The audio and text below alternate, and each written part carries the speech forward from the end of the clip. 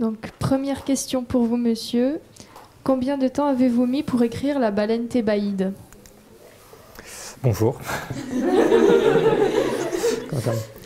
Donc bonjour, merci de m'inviter, je sais plus qui est les deux profs, merci de m'inviter dans ce lycée, c'est toujours un plaisir de rencontrer des étudiants et étudiantes.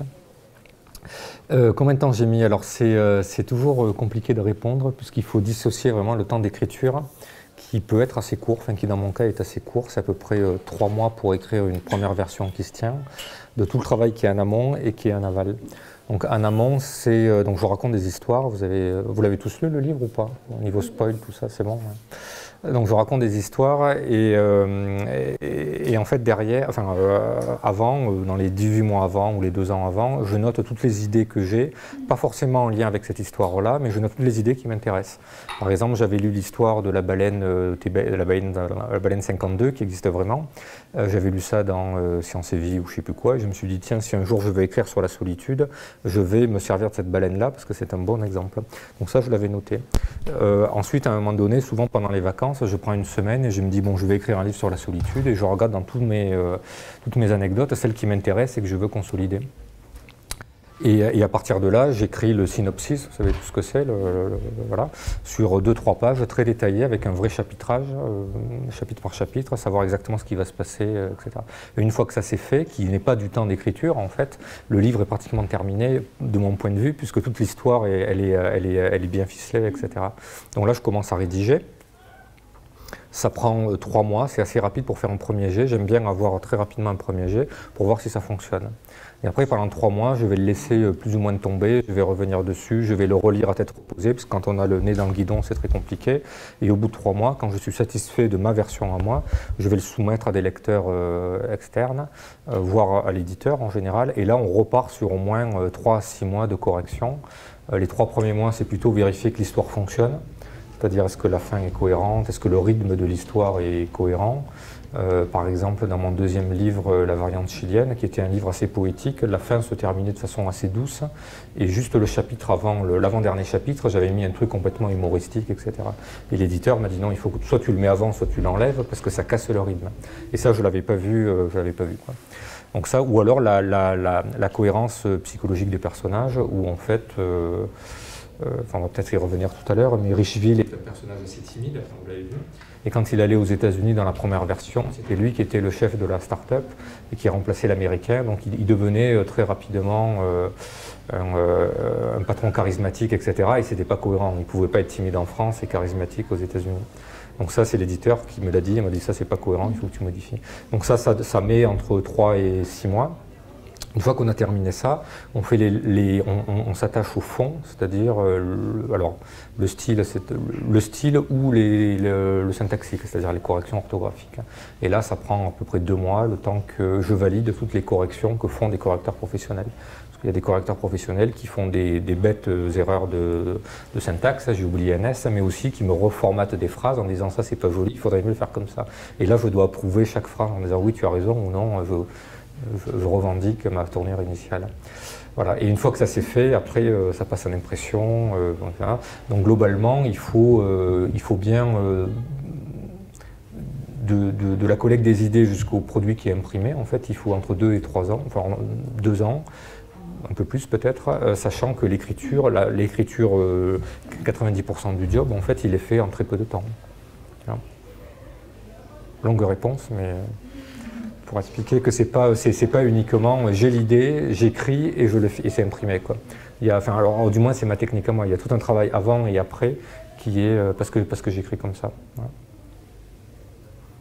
Ce qui permet au passage d'avoir plusieurs livres en parallèle, puisque c'est comme les voitures quand vous regardez.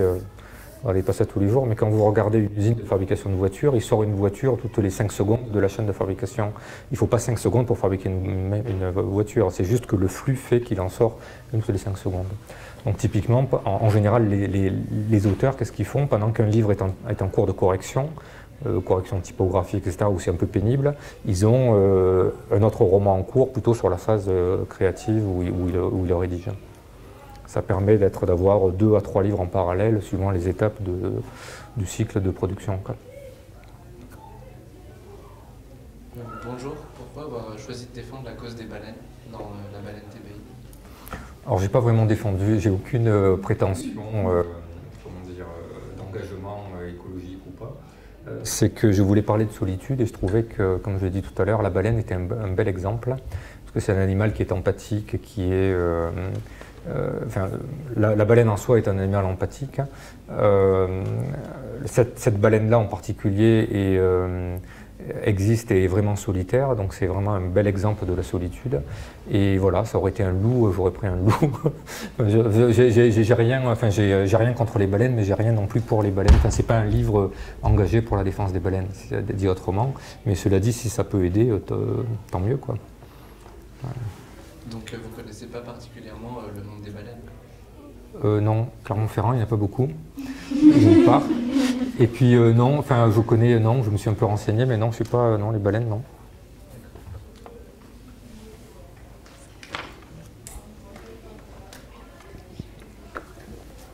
Bonjour, quelle a été la source de votre inspiration pour la baleine Thébaïde? Diverses et variées. Diverses et variées. En majorité, les écrivains, les auteurs ont plusieurs sources d'inspiration. Ça peut être ce qu'ils lisent, entendent, les conversations, ce qu'on peut lire dans la presse, etc. Donc par exemple, La baleine 52 qui a été lue dans la presse. Ça peut être sa propre expérience, c'est-à-dire ce que j'ai vécu qui m'incite à écrire sur ma propre expérience. Hein. Donc dans le livre, je ne dirais pas ce qui est réel, mais dans tout livre, il y a forcément une part autobiographique, etc. Et ensuite, il y a ce qu'on imagine, qui est de l'imagination pure. Donc dans La baleine Thébaïde, de même que dans mes autres livres, c'est un subtil mélange des trois, je pense. Ce que j'aime bien faire dans mes livres, c'est d'écrire à partir de quelque chose qui est vrai, donc qui est par exemple La baleine 52 ou les manipulations génétiques dans les années 70. Tout ça c'est vrai, ça existait, tout ce que j'explique sur le début et le flou dans les législations, mais après l'imagination prend le relais et par exemple La baleine 52 existe, mais l'origine de La baleine 52 est imaginaire. Et c'est assez amusant parce que le lecteur, enfin moi j'aime bien, parce que le lecteur ne sait plus à quel moment on bascule de la fiction à la réalité et à quel moment on décroche et on s'aperçoit que l'auteur nous roule dans la farine ou nous mène en bateau parce qu'en fait c'est du grand n'importe quoi. Par exemple, dans les exemples d'animaux transgéniques que je cite dans La baleine, il y en a des tas qui sont vrais et vous allez me dire, mais c'est pas possible que les poissons phosphorescents existent. La vache qui donne du fil d'araignée par le pis, c'est vrai aussi, alors que c'est complètement improbable. Les Américains qui ont fait pleuvoir au travers du projet Popeye au Vietnam, c'est vrai aussi. Donc tout ça, c'est des choses qui paraissent incroyables, qui sont vraies. Par contre, quand on tire la ficelle, après, le reste n'est pas forcément vrai, ce que j'explique derrière. Donc l'inspiration est multiple. Il n'y a pas de... C'est pas inspiré d'un fait réel ou d'un événement particulier qu'il faudrait que...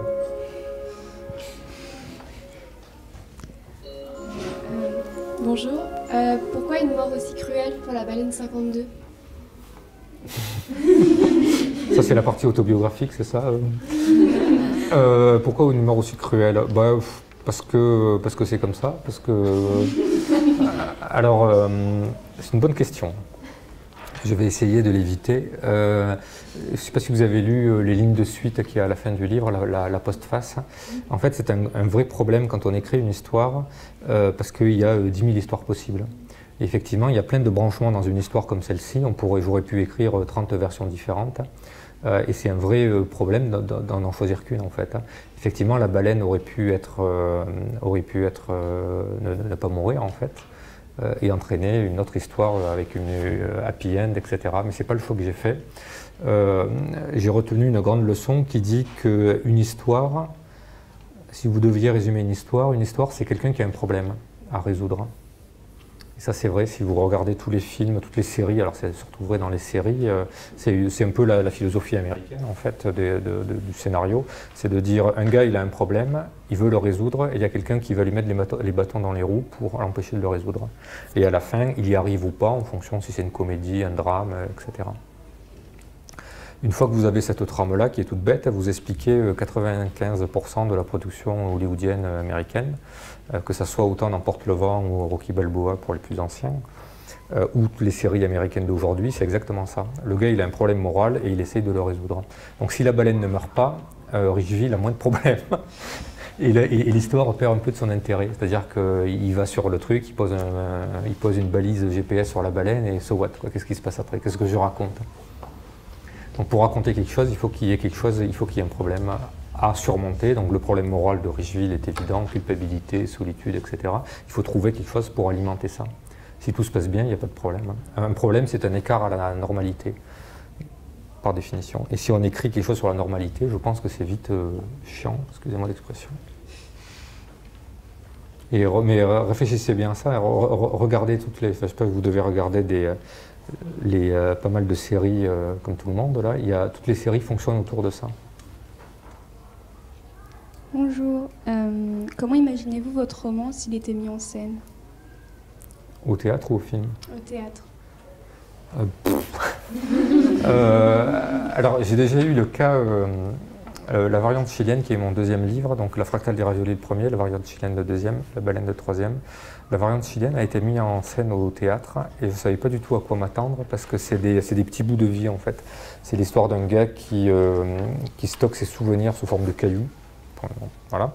Et donc pendant tout le livre, en fait, il prend des cailloux et il explique un souvenir. Donc ça ne se prête pas du tout à une mise en scène théâtrale. Et quand ils y sont allés, ils ont fait une sélection de scènes et ils ont retenu que les scènes les plus gore et les plus perverses qu'il y avait dans le livre. Et quand j'étais dans la salle, je ne savais pas du tout ce qu'il allait y avoir dans la pièce. Et j'étais très mal à l'aise parce que les gens qui ne connaissaient pas le livre disaient « Mais qui c'est cet auteur? C'est que des histoires de meurtre, des trucs pas très cool, quoi. » Donc là, dans La baleine, je me méfie d'une part parce que je sais qu'on ne peut pas tout mettre en scène. Ce n'est pas un livre qui se prête à une unité d'action, de lieu, de je sais pas quoi, là, de temps. Donc ça va être compliqué déjà. Donc forcément, le metteur en scène va devoir faire des choix. Et là, ça dépend des choix qu'il fait. Moi, c'est compliqué. C'est pas... je sais pas, j'ai pas trop l'habitude. Je vois pas comment, effectivement, il pourrait mettre en scène l'intégralité du livre. Donc ça sera forcément des choix.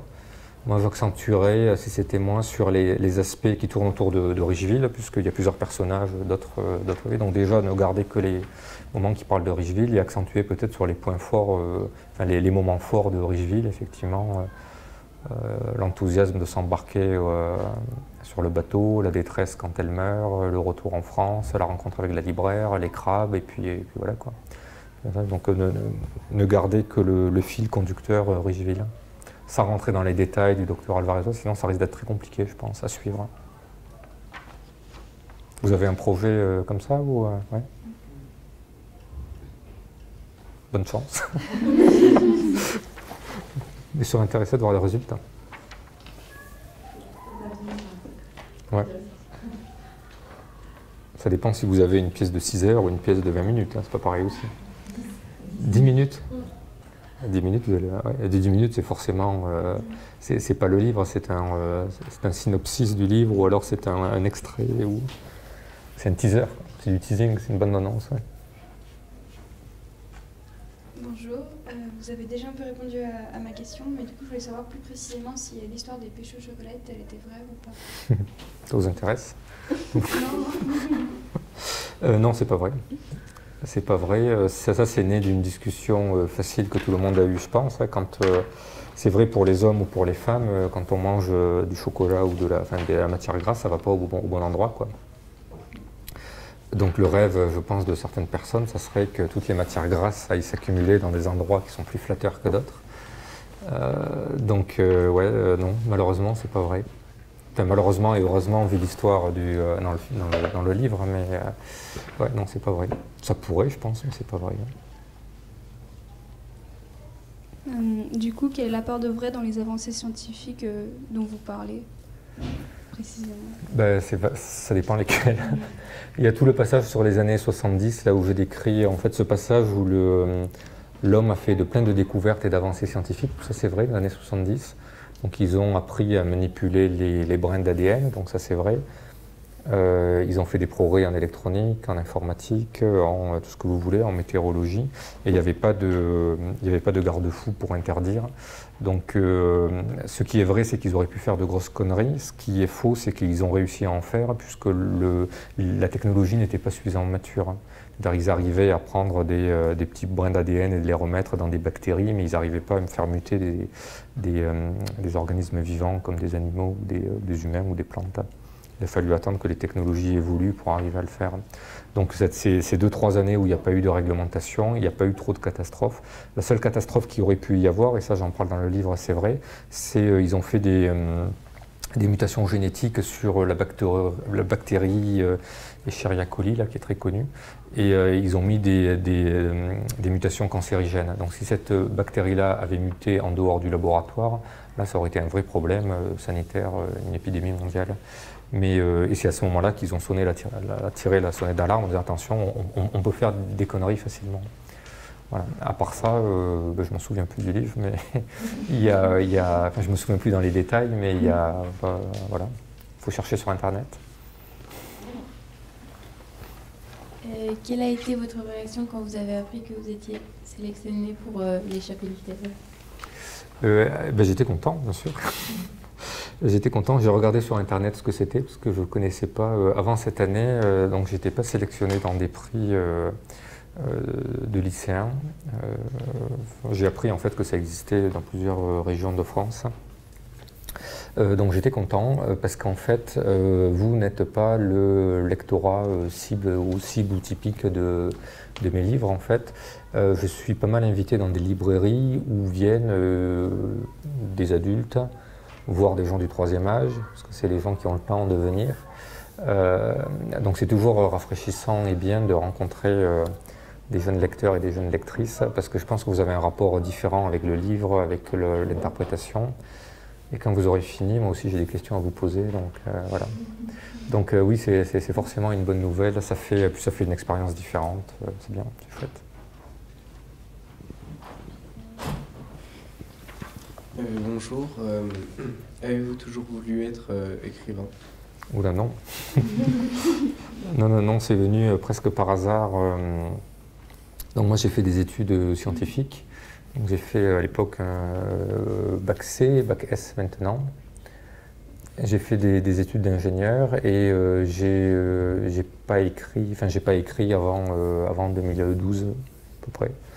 2012, donc c'était pas du tout quelque chose j'étais ni destiné à faire ça. Je pense que quand j'avais votre âge, si on m'avait dit que j'allais publier, j'aurais beaucoup rigolé. Donc non, c'était pas du tout, c'est quelque chose qui est venu vraiment sur le tard. Bon exemple pour montrer qu'on change dans la vie, quoi. Bonjour. Quelles études avez-vous faites?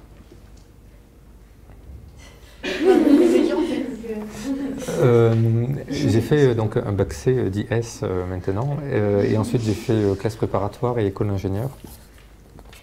Voilà, donc des études pas très littéraires.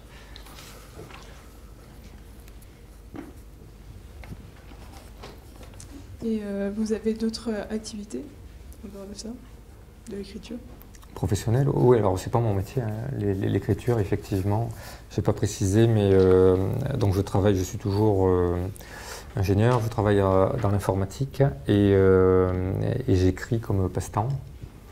Donc c'est une activité rémunérée bien sûr, mais qui n'est pas mon métier. Et pour le moment, je ne souhaite pas que ça le soit, donc je continue à le faire par plaisir et voilà, donc oui, je travaille salarié, entre guillemets, normal, 5 jours par semaine, et les week-ends, j'essaie d'écrire. Bonjour, comment vous vient l'inspiration pour écrire? Alors ça, c'est une bonne question, parce que l'inspiration ne vient pas au sens où, comme je l'ai dit tout à l'heure, quand j'écris, je sais ce que je vais écrire. Donc je ne risque pas d'avoir le syndrome de la page blanche, parce que quand je me mets devant mon bureau pour écrire 2 heures, je sais exactement le chapitre que je vais écrire, le passage et tout ce qui va se passer. L'inspiration, les idées, ensuite, elles ne viennent pas pareil devant mon bureau, me dire tiens, je vais réfléchir à une histoire, ça ne marche pas, enfin je ne pourrais pas. Les idées, en fait, elles viennent tout seules. Enfin, pour moi, dans mon cas, c'est assez marrant. Comme je disais tout à l'heure, par l'observation, par la discussion, par la réflexion, j'ai une idée, je la note. Et puis j'en fais rien, je sais qu'elle est là, et un jour je trouverai un sens à ces idées, et je les mettrai ensemble. Donc moi, alors c'est ma façon de faire, je ne sais pas si c'est pareil, je ne pense pas que ce soit pour tous les auteurs, enfin c'est forcément différent pour chaque auteur, mais moi je ne force pas l'inspiration, au sens où si vous me dites, trouve une idée géniale là dans les 5 prochaines minutes d'un livre, je ne vais pas réussir, enfin je suis comme tout le monde, quoi. Je ne vais pas réussir à faire un truc de génial, je vais inventer une histoire, mais ce ne sera pas génial. Pour avoir... ouais, donc voilà, je pense que l'inspiration, dans mon cas, elle vient à n'importe quel moment de la journée, du soir ou de la nuit, et c'est important de noter l'idée pour l'oublier, sans préjuger de qu'est-ce que je vais en faire.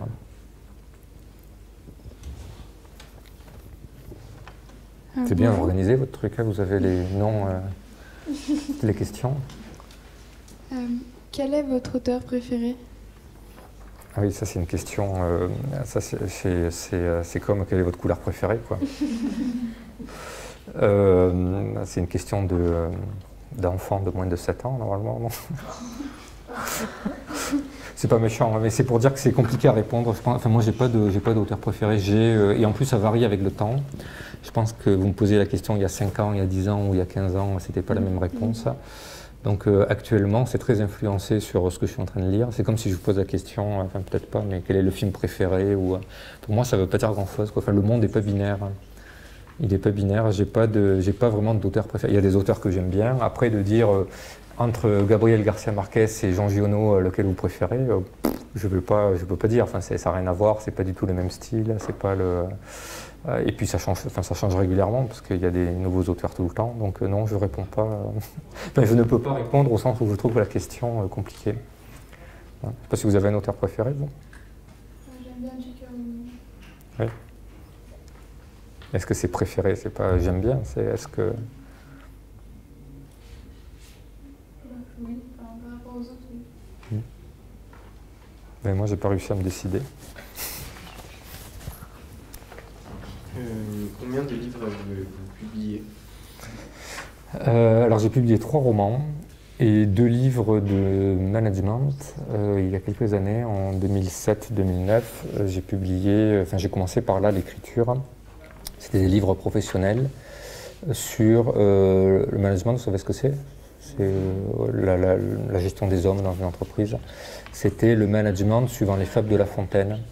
C'était assez original, ça partait du principe que La Fontaine était à la cour du roi Louis XIV, Versailles, et qu'il y avait 7000 courtisans dans ce truc. Donc c'était un vrai panier de crabes où les gens se tiraient dans les pattes et se faisaient plein de vacheries. Et quand vous relisez les fables de La Fontaine, en fait, il parle de l'homme en tant qu'homme avec un grand H, c'est-à-dire des qualités et des défauts qui n'ont pas changé. C'est pas lié à la techno, c'est pas lié à la société, c'est lié à la nature de l'homme.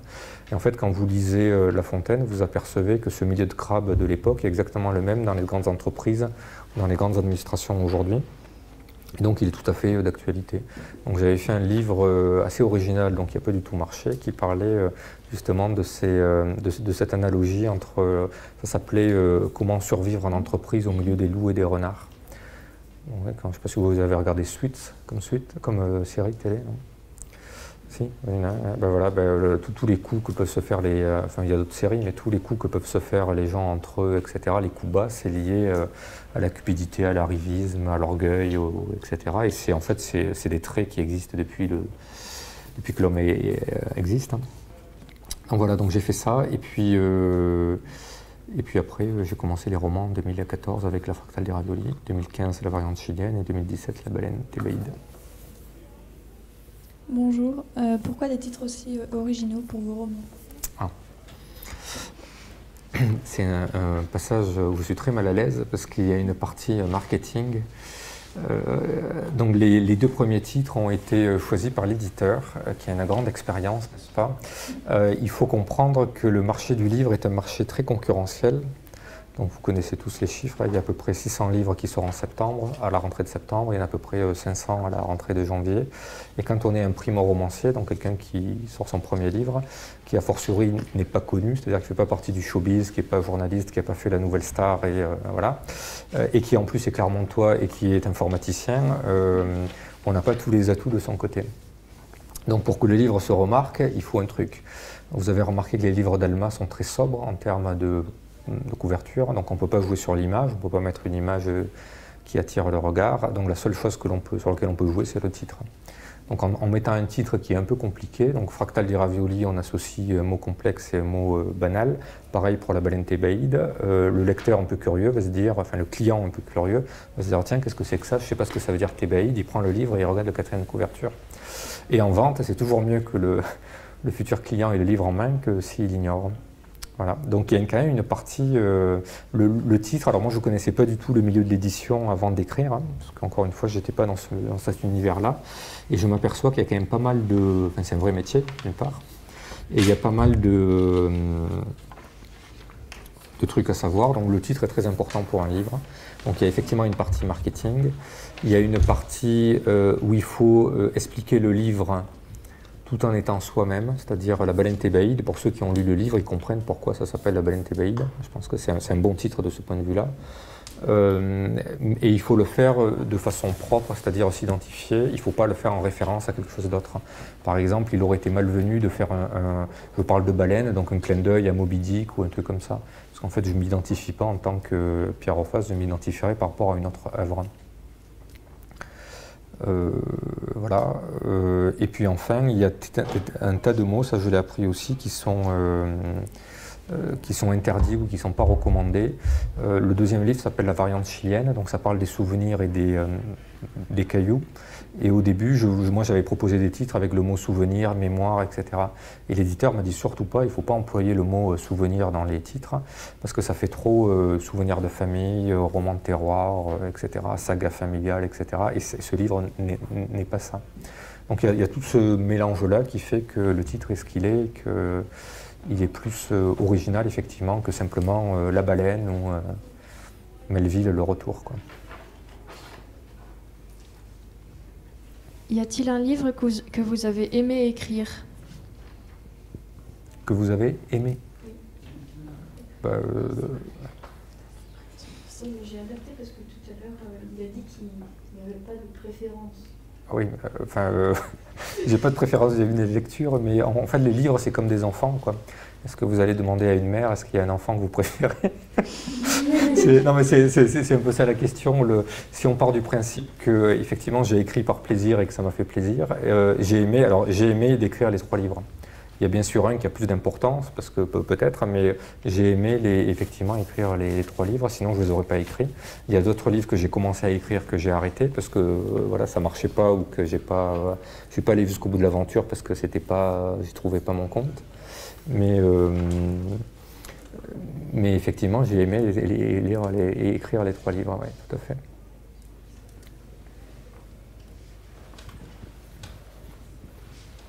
Bonjour, pouvez-vous prévoir le succès d'un livre? Non, je pense pas, non. Enfin, alors le succès déjà dépend beaucoup de l'antériorité, c'est-à-dire un auteur qui a déjà pignon sur rue, Amélie Nothomb ou autre, sait que effectivement son livre va avoir un succès, quel que soit globalement ce qu'elle va publier, parce que le lectorat sait que voilà. Pour un primo-romancier ou quelqu'un qui n'est pas très connu, effectivement, c'est très aléatoire, oui. Ça dépend de beaucoup de choses. Ça dépend de beaucoup de choses, surtout si le livre, entre guillemets, n'est pas une commande, c'est-à-dire il n'est pas écrit pour rencontrer le succès. Parce qu'il y a aussi une technique qui dit je surfe sur ce qui plaît, les événements qui plaisent ou les événements d'actualité, je suis très réactif. Et j'écris un livre polémique ou un livre qui raconte pile ce qui se passe actuellement dans l'actualité. Un peu comme on pourrait écrire un livre sur cahier des charges. Donc il y a des auteurs qui font ça, malheureusement, qui font des sondages, alors c'est des articles, je ne vais pas citer le nom, mais il y a qui font par exemple des sondages auprès d'un échantillon de lecteurs pour savoir quels sont les thèmes qui plairaient, quels sont les univers qui plairaient, quelles sont les villes où vous aimeriez avoir une romance, etc. Et je vais vous prendre un livre qui correspond à des archétypes d'histoire, d'univers, de personnages, de catégories socio-professionnelles, etc. Donc ça c'est du boulot, c'est une forme d'écriture qui existe, enfin qui est tout à fait honorable, mais qui est là pour faire vendre en fait. C'est un produit marketing que l'on fait pour vendre. Si on n'est pas dans cette optique-là et qu'on écrit parce que ça nous fait plaisir, après, il peut tout se passer, ça peut être un flop comme un succès. Moi je pense que ça j'ai du mal à anticiper et à voir ce qui plaît. Il y a forcément une prise de risque dans la baleine thébaïde. Il y avait forcément une prise de risque supplémentaire par rapport à la variante chilienne. La variante chilienne était un peu plus poétique et voilà. Et vu le lectorat, mon lectorat aujourd'hui, qui est, je pense, essentiellement féminin, c'était plus facile que la baleine thébaïde, où il y a beaucoup de sciences et un peu plus de technique. Et je pense que ça rebute un lectorat littéraire. Mais à part ça, c'était un pari. Moi, j'avais envie de l'écrire, donc je l'ai fait. Et puis voilà, quoi. Encore une fois, c'est pas mon métier, c'est pas ma source principale d'argent, donc je le fais parce que ça me fait plaisir, quoi. Je sais pas, vous avez des exemples quand vous... Enfin, ouais. Difficile, ouais, mais non, ouais. Bonjour. Pensez-vous que la couverture d'un livre peut être un atout? Oui. Mais ça dépend en fait. C'est-à-dire le titre, alors là ça c'est quelque chose que j'ai appris alors, au travers de l'écriture, mais au travers de plein d'autres choses. Quelle que soit la question que vous posez à un groupe de personnes, il y en aura toujours qui seront contents et d'autres qui ne seront pas contents. Donc une couverture sobre, ça va plaire à 50% des gens, et ça va déplaire à 50% des gens. Donc vous mettez une couverture tout en couleur avec une photo, ça va plaire à 50% des gens et ça ne va pas plaire à 50% des gens. Donc après, je pense que ça c'est très important, il faut vraiment faire ce qui vous fait envie et en lequel vous croyez, parce qu'il y aura toujours des gens qui vont râler ou qui vont dire ah, ben, j'aurais préféré une couverture plus sobre, ou alors la photo elle est pas terrible, j'aurais préféré, etc. J'ai eu le cas pour la fractale des raviolis où la couverture Alma est la même, elle est très sobre, et la couverture folio c'est une image où il y a un gars qui récupère je sais pas ce qu'il fait, il récupère une météorite dans la main. Et là, pareil, alors il y a la moitié des gens qui ont râlé parce qu'Alma c'était trop sobre, et dans la photo, la moitié des gens qui ont dit mais cette photo elle ressemble à rien, et puis d'autres qui ont dit oh, c'est génial et tout ça. Donc oui, ça peut être, en fait tout dépend de la personne. Il y a des gens qui vont préférer des images et qui vont aller instinctivement vers des livres avec des couvertures imagées, d'autres qui vont préférer des couvertures sobres à la Gallimard, Classe, etc. et qui vont aller vers ça. Donc la réponse est oui et non. Il y a une très belle fable de La Fontaine, je ne sais pas si vous connaissez, c'est l'âne, le meunier et son fils. Vous la connaissez ou pas, non? Mais que fait le prof de français? C'est plus enseigné le chose dessus? Mais c'est pas la plus connue, effectivement. C'est très amusant parce que ça explique bien l'esprit français. C'est un meunier et son fils qui vont vendre un âne au marché le matin. Et donc pour ne pas le fatiguer, pour qu'il soit en pleine forme le jour de la vente, ils le font marcher à côté d'eux sans le charger en fait. Et là, ils rencontrent des gens sur le chemin qui disent « Mais regardez cet âne, c'est du grand n'importe quoi, un âne c'est fait pour porter des charges, là il a la belle vie, votre âne, etc. » Alors le meunier se dit « Tiens, c'est vrai. » Et il dit à son fils qui est petit de monter sur l'âne pour pas qu'il se fatigue. Et là, il rencontre d'autres personnes et il dit « Regardez-moi ce petit jeune qui est en pleine forme et qui laisse son grand-père marcher alors que ça devrait être l'inverse, etc. » Donc ils disent « C'est vrai. » Donc ils inversent, c'est le vieux qui monte sur l'âne et voilà. Et il croise d'autres personnes qui disent « Mais regardez ce vieux, c'est un vieux, il se prend pour un pape, c'est un pacha, alors que son petit jeune, il tire la langue, etc. » Alors, non, c'est vrai. Alors ils montent tous les deux sur l'âne. Puis là, ils rencontrent encore un groupe qui dit « Mais regardez, ils vont le faire mourir cet âne, c'est un scandale, ils maltraitent les animaux, etc. » Donc le meunier, il en a marre, il dit « Bon, finalement, quoi que je fasse, il y a toujours des gens qui râlent. Donc je fais comme j'avais prévu initialement, on marche tous, et puis voilà. » Donc c'est un peu la morale. Donc c'est un peu ça dans la vie. C'est bien d'écouter les gens, mais après il faut vivre, enfin il faut faire suivant votre instinct et ce que vous pensez être juste et bien. Parce qu'il y a toujours des gens qui vont râler, n'est-ce pas? Ou ne pas être d'accord, ou trouver pas ça bien, etc. Comme au McDo, viens comme tu es. Quel est le genre de livre que vous n'aimez pas? Les genres de livres que j'aime pas, je n'aime pas les livres où il y a des clichés. En fait, quand on invente une histoire, vous me dites, donc on a bien compris qu'une histoire c'est quelqu'un qui a un problème, donc racontez-moi l'histoire d'un homme qui a un problème. Instinctivement, je vais commencer, la première idée à laquelle je pense, c'est un cliché.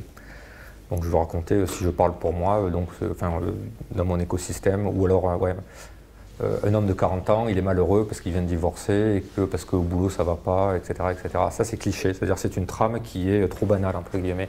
Donc il faut passer le cap de la première idée pour se creuser la tête en disant bon, cette idée je l'ai sortie parce qu'il fallait la sortir, maintenant qu'est-ce que je peux faire de plus intéressant? Quel peut être ce problème de cet homme de 40 ans qui est plus original qu'un divorce où il a perdu son job ou il a eu un accident de voiture? Voilà. Et je trouve qu'il y a...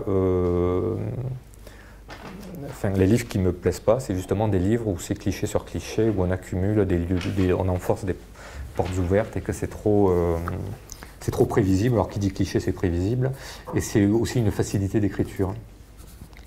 Ça, c'est un vrai problème. Quand on écrit des personnages, il est beaucoup plus facile d'écrire sur des personnages que l'on connaît, que l'on maîtrise. Donc a priori, soit plus facile de faire des autobiographies parce qu'on sait comment, dans notre psychologie, on arrive bien à la décrire. Si moi je devais écrire un personnage, une jeune fille de 17 ans par exemple, j'aurais beaucoup de mal parce que je ne sais pas comment réagit une jeune fille de 17 ans. Ou vous, si vous deviez écrire à la place d'un homme de 60 ans, vous auriez aussi beaucoup de mal parce que vous ne savez pas... Donc si moi demain j'essaie d'écrire comme une jeune fille de 17 ans et un homme de 60 ans, il est de fortes probabilités que j'écrive des clichés. C'est-à-dire que je me dis, une fille de 17 ans, stéréotype, elle s'enferme dans sa chambre, elle passe sa journée sur Instagram, et voilà, il n'y a rien d'autre qui l'intéresse. Ça, c'est un cliché, je vais écrire sur une jeune fille qui est comme ça. Voilà, donc il faut passer ce stade-là, donc il faut se renseigner, il faut comprendre, il faut se mettre dans la peau, etc. Et ça, c'est compliqué, ça m'agace quand les auteurs ne font pas cet effort-là, ou qui tombent dans cette facilité. Exemple, un contre-exemple, parce qu'on ne va pas citer d'exemple. On parlait tout à l'heure de J.K. Rowling. Son travail est admirable parce qu'elle a réussi à créer un univers qui est complètement inédit, qui est cohérent et qui est riche au sens où il y a plein de caractères différents, des psychologies différentes. Et ça montre quand même que ce n'est pas n'importe qui et qu'elle arrive à écrire de façon... déjà de créer un univers entier, c'est balèze, et sur des profils de caractère très différents. Ce n'est pas un seul type et tous les élèves raisonnent de la même façon. Donc ça, c'est un bon contre-exemple. Bonjour, verriez-vous vos livres adaptés en film? Oui, bien sûr. Après, malheureusement, ce n'est pas nous qui décidons. Le marché du cinéma est encore plus fermé, je pense, que le marché de la littérature. Donc si un jour un producteur me proposait, oui bien sûr, oui. C'est surtout intéressant je pense pour l'expérience, c'est-à-dire j'ai beaucoup aimé apprendre le milieu de l'autre côté du rideau, en fait, du miroir du monde de la littérature, parce que je suis un gros lecteur et j'ai bien aimé découvrir le monde des éditeurs, des imprimeurs, des libraires, des distributeurs que je ne connaissais pas du tout. Donc des lecteurs, de rencontrer, ça c'est chouette. Je pense que sur le cinéma, enfin, moi c'est un des rêves d'enfant en fait, de participer à un tournage, en fait, de voir qu'est-ce qui se passe, de connaître tous les métiers, de voir toutes les ficelles, les raccords et tout ça. Moi je pense que ça doit être assez passionnant. Donc au moins si mon livre est tourné, j'espère que j'aurai le droit de participer au tournage, c'est ça qui m'intéresserait. L'écriture est-elle une échappatoire pour vous? Je ne sais pas si le mot échappatoire est bon. L'écriture, en fait, c'est un passe-temps solitaire. Donc les gens qui ont des passe-temps solitaires, ça peut être le jardinage, ça peut être la couture, ça peut être la musique, ça peut être la lecture, ça peut être toutes les activités en fait, qui te permettent de se ressourcer individuellement. Il y a des gens qui ont besoin de ça, c'est pas une honte. En général, les gens introvertis se ressourcent par une activité solitaire. Et donc c'est pas un échappatoire au sens où si je fais pas ça, je dépéris. Mais c'est vrai que quand tu écris pendant 2 heures, de même que quand tu fais de la musique, ou quand tu jardines, ou quand tu bricoles, enfin tu fais ce que tu veux, forcément tu te sens mieux après parce que tu t'as recentré tes énergies et voilà. Donc c'est pas un échappatoire, mais c'est une façon de se faire plaisir et de... je sais pas quel est le mot, mais oui, vous avez compris. Avez-vous déjà eu des prix? Oui. Lesquels? Alors il y a énormément de prix. Alors j'ai pas eu de prix national, voilà. Par contre il y a énormément de prix organisés par des festivals à droite à gauche en France. Donc j'ai dû en avoir 5 ou 6, essentiellement pour la fractale des raviolis, parce que la fractale des raviolis est un premier roman, et le premier roman, encore une fois, est un objet marketing, c'est-à-dire il y a beaucoup de choses autour du premier roman, notamment des prix littéraires. Voilà, donc j'ai eu le prix un prix lycéen qui s'appelle le Jeune Mousquetaire dans le Gers. J'ai eu le prix Cultura, qui est l'ancienne Cultura, voilà. J'ai eu le prix d'un salon Villeneuve-sur-Lot.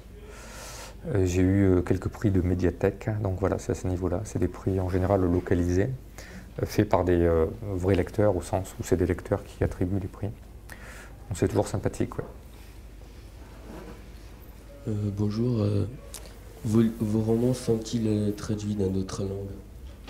Non, alors c'est pareil, c'est pas nous qui décidons. Non, ça c'est le job de l'éditeur de trouver des éditeurs étrangers intéressés. Donc pour le moment, non, ils ne sont pas traduits, non.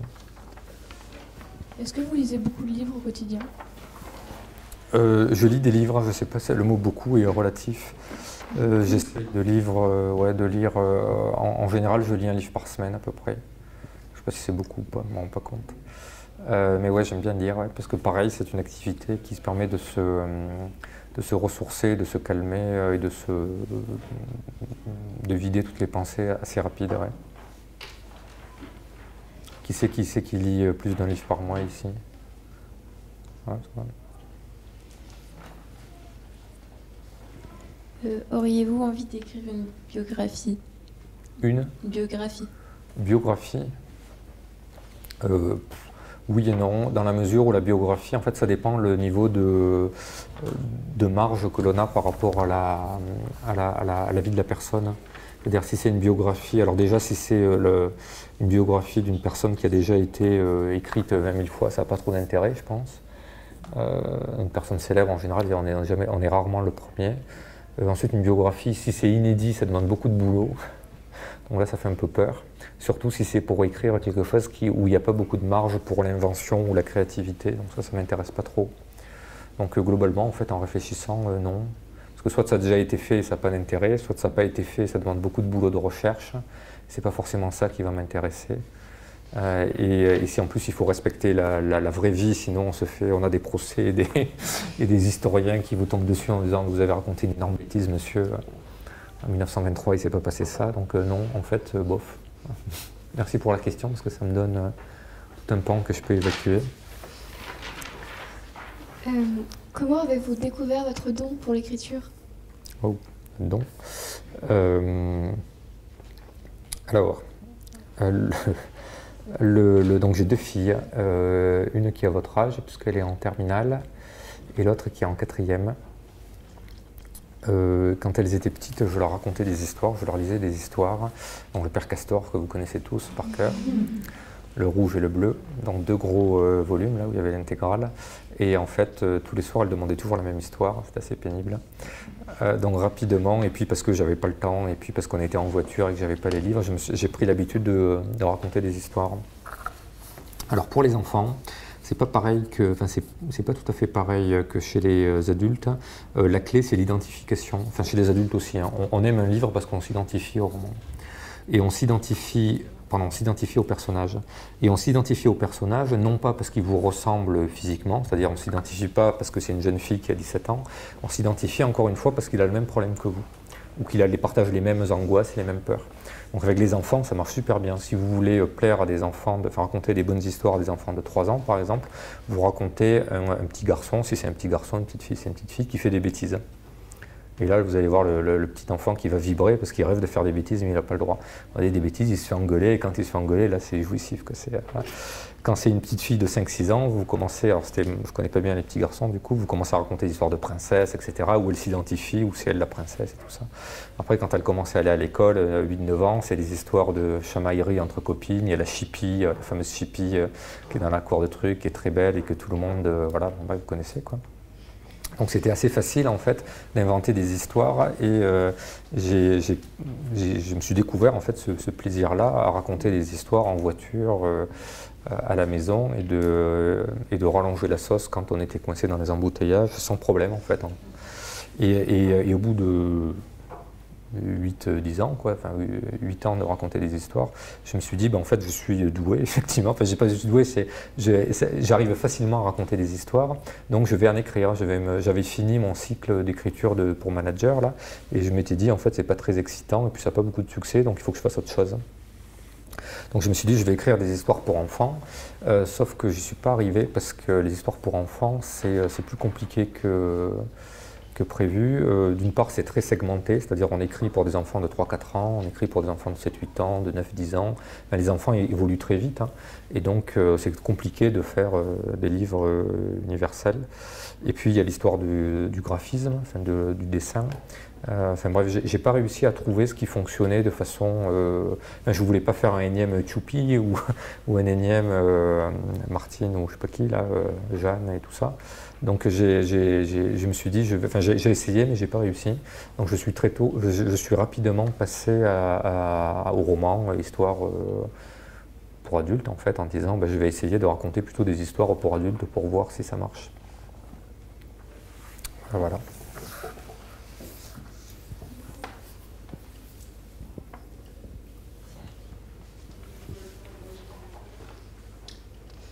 Quel conseil donneriez-vous à un jeune écrivain?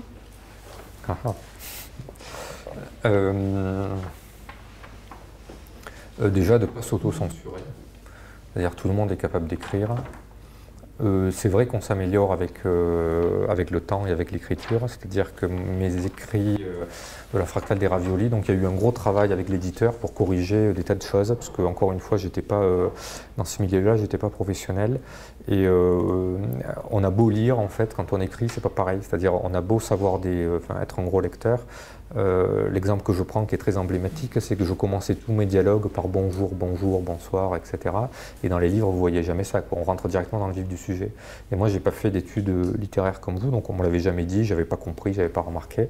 Et donc l'éditeur a fait un gros travail pour corriger, pour m'expliquer tout ce qu'il fallait éviter. Il m'a dit un truc très amusant. Tous les adverbes, tu vires, les traits. Il est très gentil, il est très petit, etc. Tous les adjectifs petits, très, etc. tu vires aussi, ou alors tu les remplaces par...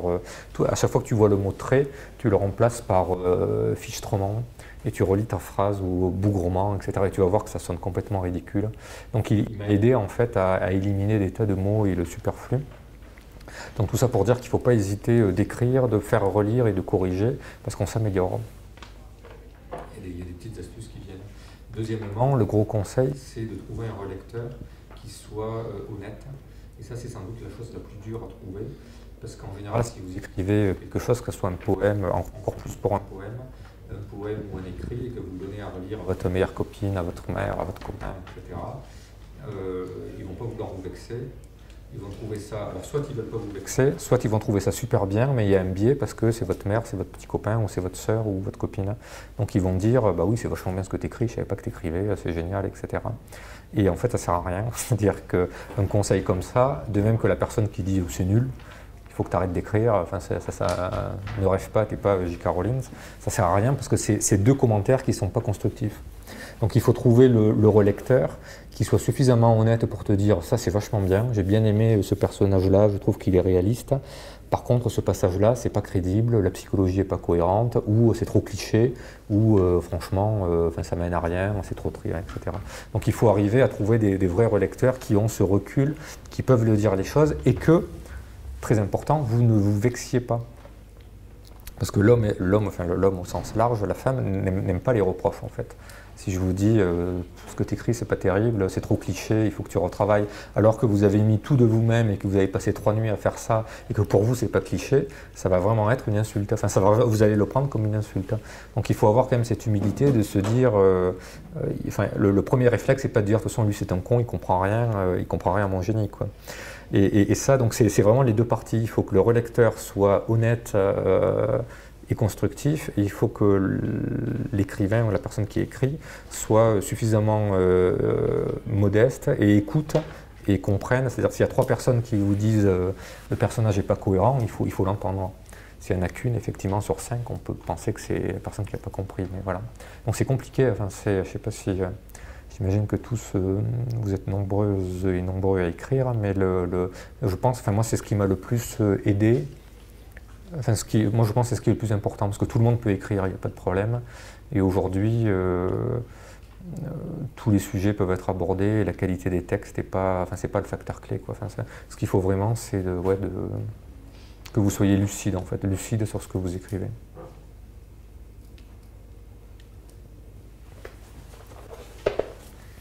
Bonjour. Le métier d'écrivain est-il un métier compliqué? Il faut caractériser le mot compliqué, que ça veut dire compliqué. Alors je ne sais pas s'il est difficile. Alors déjà, moi, c'est pas mon métier, donc je vais répondre sur quelque chose qui me... je pense c'est un métier très agréable puisqu'on crée, et tout ce qui est créatif est bien pour les gens qui aiment à créer. Donc il a ce point de vue-là, c'est-à-dire la partie création est très agréable. Ensuite, il y a une partie dans le métier, si vous dites c'est mon métier, c'est comme ça que je gagne ma vie, c'est un petit côté stressant où en fait rien n'est acquis et tous les ans il faut se remettre à l'ouvrage et produire un livre qui permettra de nourrir sa famille. Et je pense que c'est ça qui est la partie difficile, c'est-à-dire maintenir cette flamme sacrée, arriver à faire quelque chose qui soit intéressant, auquel on prenne plaisir et qui soit suffisamment rémunérateur. Et ça, je pense que c'est très compliqué aujourd'hui de vivre de sa plume. Il y a très peu d'auteurs, je crois qu'il y a 4% de gens qui écrivent qui en vivent. Et encore, dans les 4%, il y en a très peu qui en vivent uniquement grâce aux droits d'auteur. En général, les gens vivent au travers de rencontres rémunérées. Vous savez, on va dans les bibliothèques, on se fait payer, on va dans des manifestations diverses et variées. Et là, on est payé pour discuter. Ça, c'est pas vraiment de la littérature. C'est-à-dire quelqu'un qui écrit parce qu'il aime écrire, quand il va rencontrer dans des médiathèques, c'est peut être très agréable, mais quand il fait 3 fois par semaine, ça peut être un peu répétitif. Et c'est pas pour ça qu'il écrit, en fait. C'est pas pour ça qu'il voulait être écrivain. Donc, ma philosophie à moi, c'est d'écrire tant que ça me plaît, tant que ça n'a pas trop d'impact sur ma carrière professionnelle ou la vie familiale. Et je garde en fait que le côté positif de l'écriture sans me donner les contraintes. Si je devais abandonner mon métier actuel d'ingénieur pour me consacrer à l'écriture, je pense que je le prendrais d'une façon totalement différente, puisque j'aurais cette pression d'avoir du succès ou de survivre en fait de ça. Du coup, peut-être que j'aurais orienté mes textes vers des trucs un peu plus, je sais pas mais qui se vendent, ou un peu plus de la facilité, etc. Et ça serait pas bien. Donc là, c'est pour l'aspect métier. Ensuite, c'est difficile ou pas sur l'écriture et sur le travail. Là, c'est comme tout métier. Hein, le gars génial, vous connaissez le proverbe, là, le génie, c'est quoi? Le génie, c'est 1% d'inspiration, 99% de transpiration. C'est-à-dire dans n'importe quel domaine, que ce soit le football, l'écriture, ou etc., les génies, ça n'existe pas. Hein. C'est des gens qui ont des dispositions, mais qui travaillent beaucoup pour faire fructifier ce talent-là. Donc c'est difficile parce qu'il faut il faut être à ce qu'on écrit, il faut être cohérent, il faut travailler le style, mais c'est comme toute autre chose, hein. Comme le jardinage. J'aime bien ces exemples-là parce que c'est tout pareil en fait. Est-ce que jardiner c'est difficile? Ça dépend quelle est votre ambition, quoi. Si vous voulez faire pousser du radis ou des lentilles dans du coton, c'est facile, quoi. Si c'est pour faire des massifs d'hortensia et des trucs un peu plus compliqués, c'est compliqué. Donc, ça dépend de votre ambition et l'effort que vous y mettez. Comme la musique. Hein. Est-ce que être musicien, c'est difficile? Ça dépend. Êtes-vous inspiré par d'autres arts que la littérature, comme la musique ou les arts plastiques?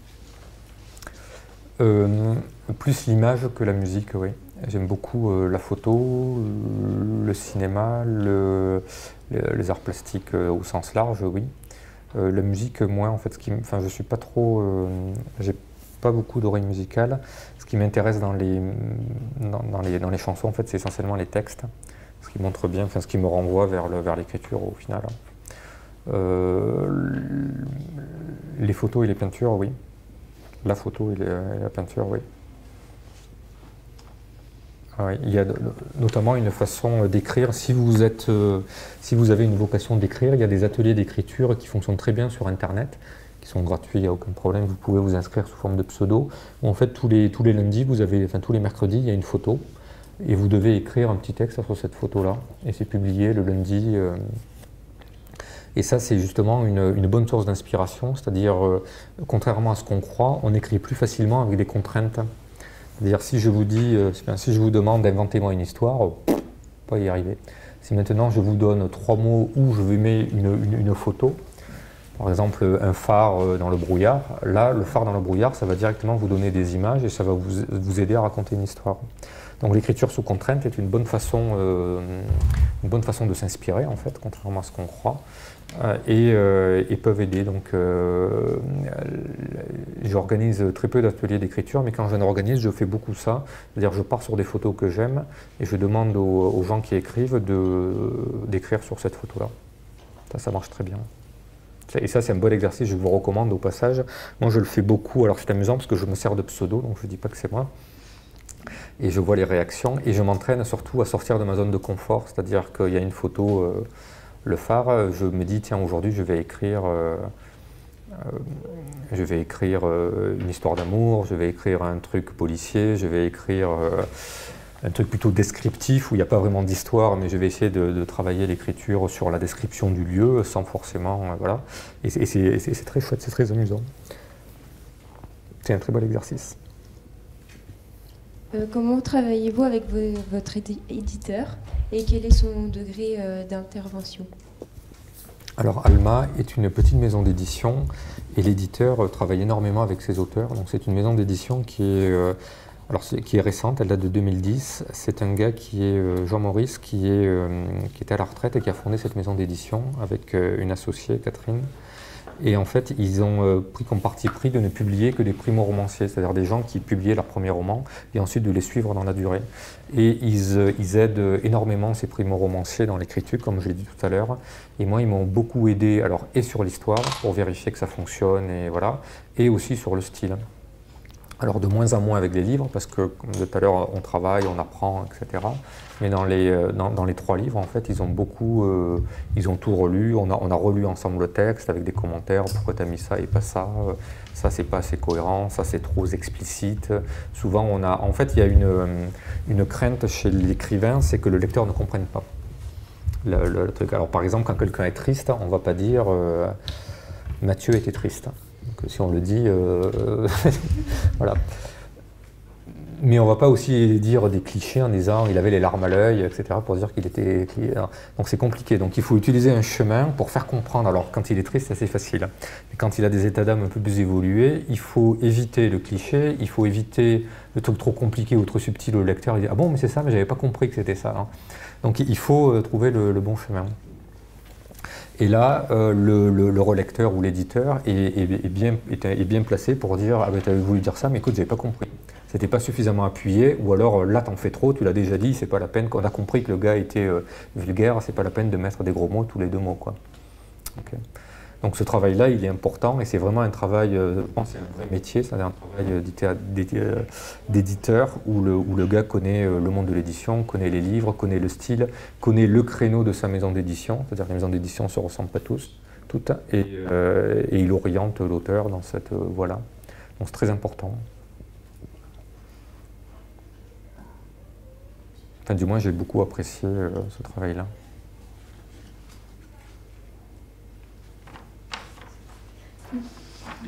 Ça arrive au bout des questions. Est-ce que vous avez des critiques justement sur le livre, des choses que vous auriez écrit différemment, vous auriez imaginé différemment? Qui c'est qui veut parler? Est-ce qu'il y a des passages où vous avez dit, bah, moi, je trouve que c'est tout moche, c'est pas bien, j'aurais fait différemment, ou ça m'a pas plu pour telle et telle raison? Allez-y, je vais pas me vexer. C'est justement ce qui est intéressant, c'est d'avoir le retour honnête et réel. Tout à l'heure, vous avez parlé de la mort de la baleine ou de Richeville. Est-ce que ça vous a choqué? Est-ce que vous auriez préféré une fin alternative?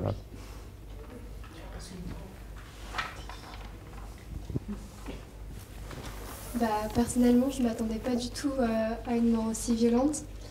Et ça m'a beaucoup émue.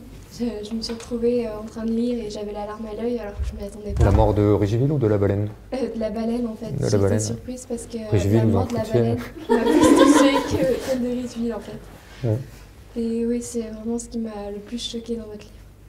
Mais est-ce que justement, parce que le but d'écrire, c'est aussi déclencher des émotions chez le lecteur ou la lectrice, est-ce que cette émotion était positive ou négative en disant qu'est-ce que c'est que cet idiot d'auteur?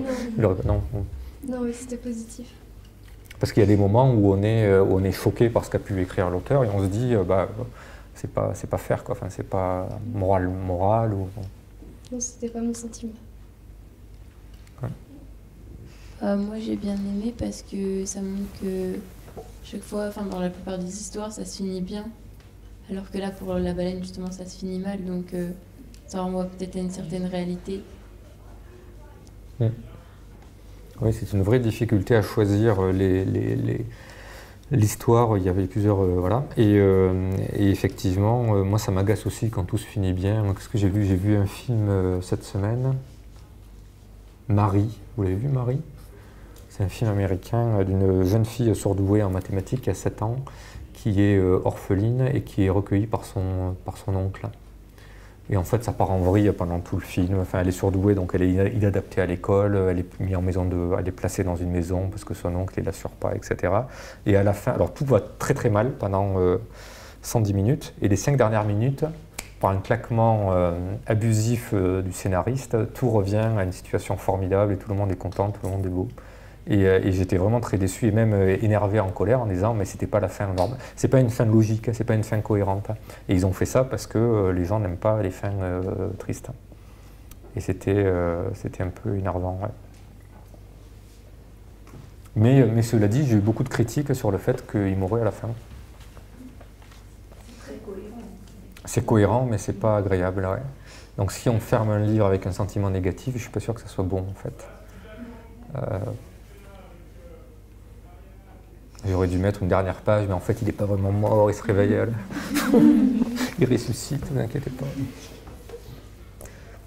Non, mais je pense que c'est pour ça qu'il y en a certains qui coupent avant la fin, c'est-à-dire, on ne sait pas quelle est la vraie fin, en fait, elle est ouverte, et en plus, ça peut être bien comme négatif, parce qu'ils ne veulent pas se mouiller en se disant, là, je vais perdre des lecteurs, faut pas que j'assume.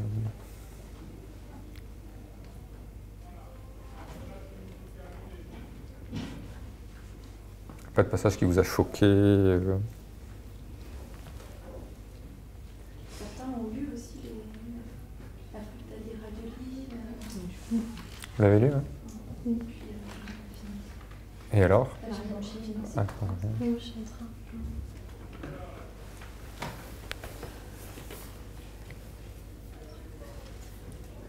avez un marre de la fin, je trouve.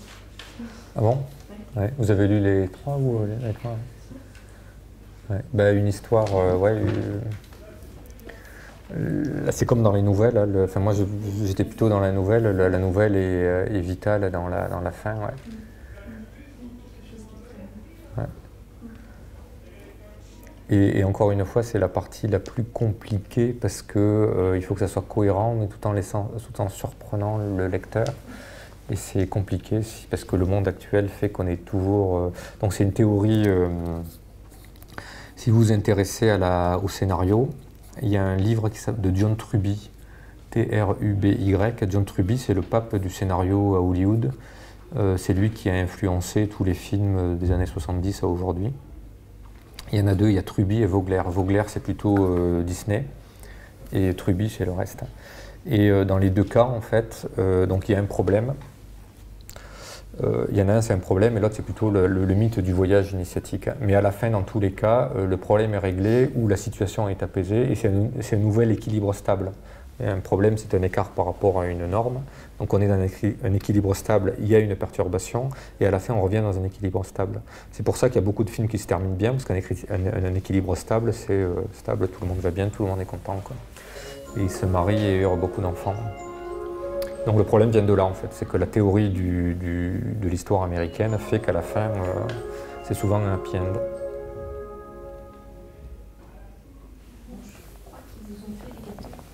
Ah, super. C'est le goûter, c'est ça? C'est vous qui les avez faits?